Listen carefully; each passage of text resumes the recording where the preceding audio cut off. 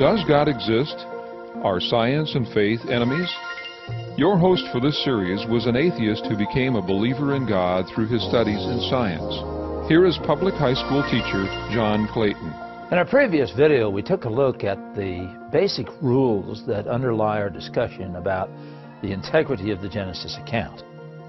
We tried to indicate the difference between making something and creating something. And we've seen that as you look at the concept of creation as it's presented in the first several verses of Genesis, we have an accurate statement of the creation of the cosmos and the earth within the cosmos. The question we want to look at in this discussion is, well, does this continue to apply to life? And does evolution in some way fit into this discussion? We're going to start in this particular chart with the discussion of plants. We're looking at verses 11 and 12.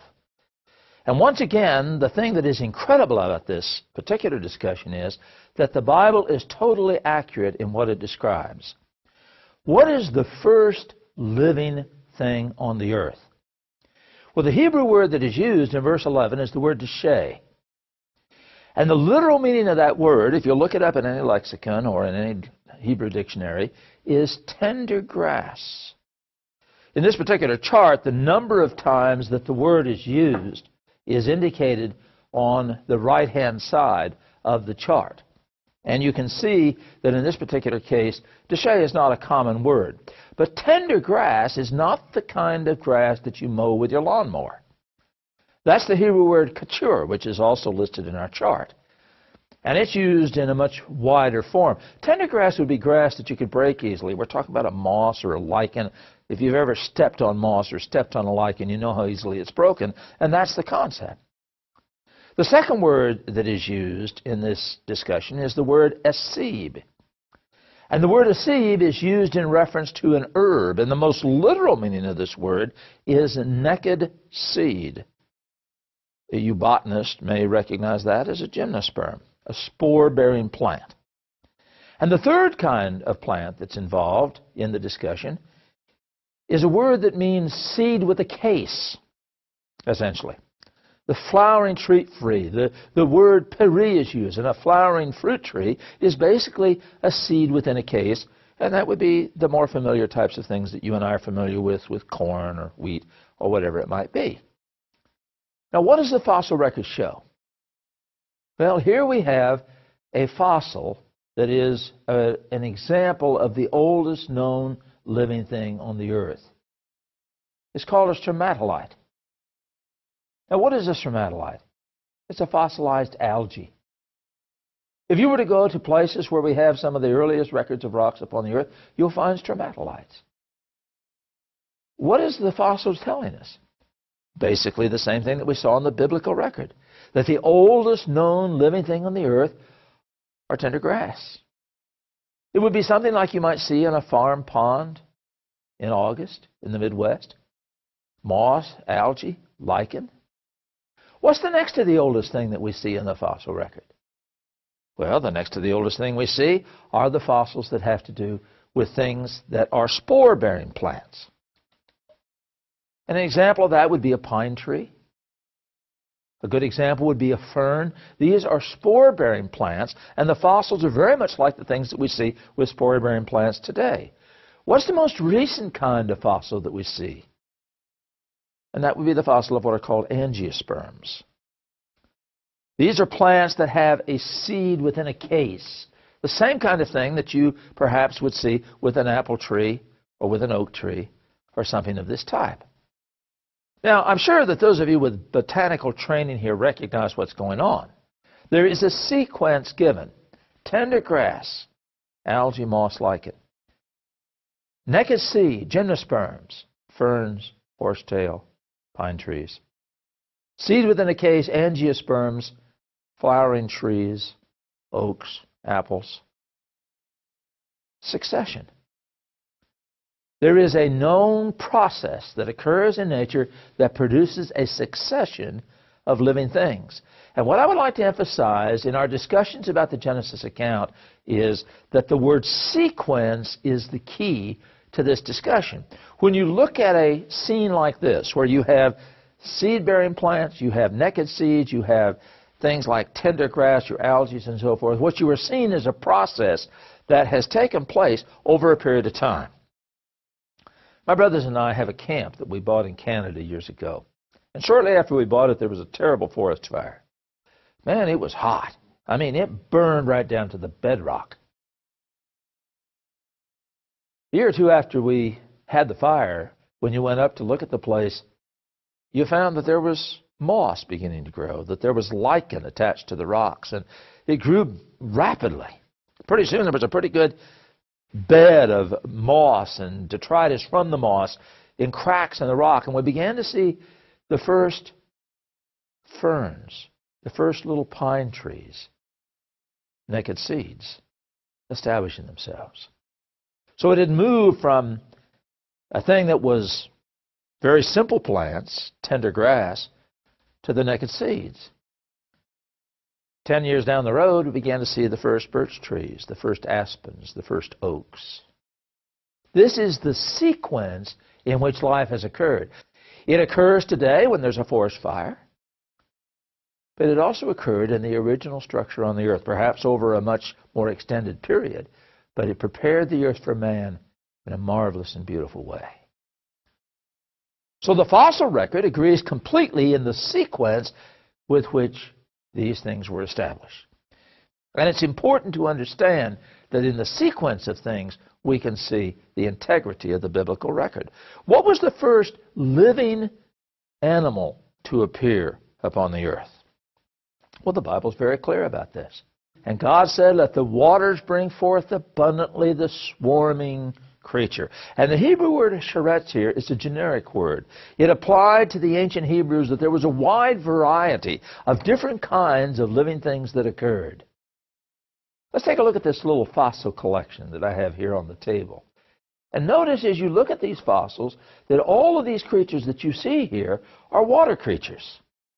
We see crinoids. That's an echinoderm. It's a water creature. We see brachiopods. We saw some of these when we looked at the Grand Canyon. We see shark's teeth. We see trilobites. And we notice that in the original bedrock, and these are two different pieces of bedrock, that what we see are the remains of brachiopods, like this one over here. We see small crinoids, like the one that we see here. This is a drill core that I took out of an oil rig that I was involved with. And this particular core was taken from very, very early in the Earth's history at the bottom layers. And if you look carefully at the bottom of this, I think you can see the little crinoids there. The point is that the fossil record accurately describes the fact that the first living things upon the earth were water creatures, and that the word that is chosen is a generic word which indicates that a wide variety of living creatures were involved. And I'd like to make a point about the evolutionary sequence here and the classification system. And that is that as you look at those fossils, every phylum of life on the earth today is seen in these fossils. I think there's an oversimplification given to students sometimes. They're told that the first life in the earth were protozoans, and that after a long period of time you eventually got your sponges, porifera, and then your coral, slenderata. And with time, the echinoderms became present, and way on down the line, after millions and perhaps even a billion years or so, you finally get animals that had backbones. But that's not the case. All of the phylums are represented in the earliest rocks of the earth, even animals with backbones.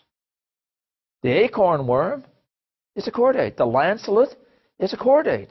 And the graptolite, which is an index fossil for the Cambrian period, the period when life began upon the earth, the graptolite is classified as Chordata vertebrata. There were backbone animals in the earliest rocks of the earth.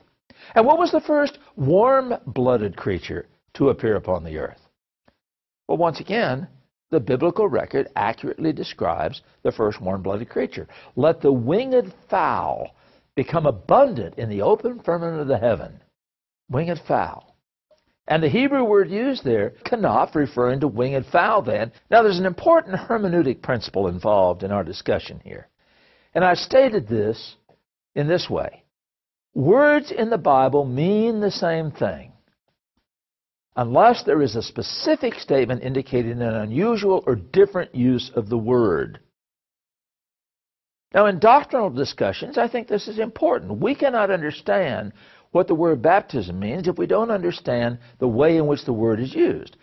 And so when Philip and the Ethiopian eunuch went down into the water, it's pretty clear what was happening. And we assume that that word conveys the same message all the way through the Bible. It doesn't mean something radically different.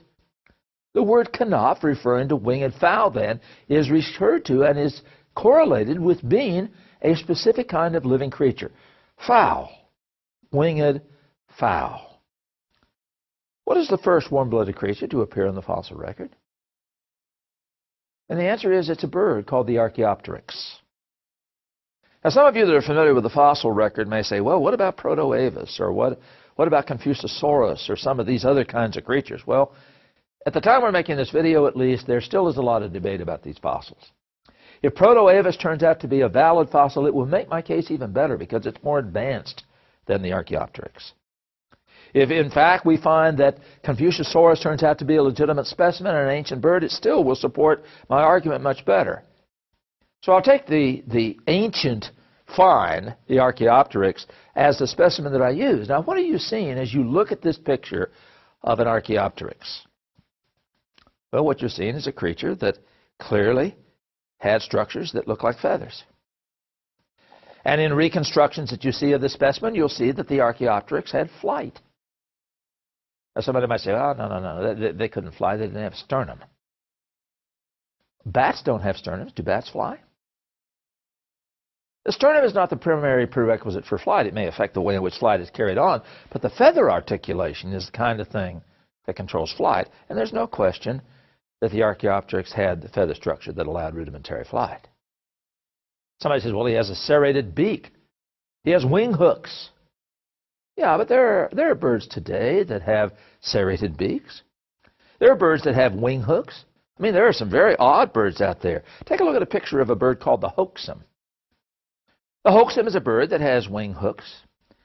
It's also interesting that the hoaxum can fly underwater if things are not going well in the air. And the hoaxum swallows its food, coughs it back up, ruminates it, very much like a cow does. And as a matter of fact, the locals where this bird lives have a name for it. They call it the stinking pheasant. Did you ever have a cow belch in your face? Well, you got some idea as to where this name comes from. The point is that there have been many, many varieties of birds that have very different characteristics. And the Archaeopteryx is not that unusual. The important thing to understand is that the biblical record accurately describes that winged fowl were the first warm-blooded creatures. And what does the Bible say next? God said, let the earth bring forth the beasts of the earth, cattle. Now, the Hebrew word used here is the word behemoth. And what that refers to is a cow. We go back to our hermeneutic position, that the cow is an animal which clearly has the structures that would allow it to be classified as behemoth. It's an ungulate. It can be milked. Over and over in the biblical record, the word behemoth refers to cow. Let's go back and take a look at this chart in which we have the list of the words in Hebrew for the various animals described in the biblical record. And let me remind you again that we have the English statement on the left-hand side, the verses where it's used in the Genesis account, and the Hebrew word, its literal meaning and how many times it's used that way. Now, when you look at the word behemoth, you'll notice that it's used entirely in the Bible in reference to cattle in its other locations. 51 times it's used in the Bible. 48 times out of the 51 it refers to a cow. What is it referring to in verses 24, 25, and 26? I suggest to you it's referring to a cow.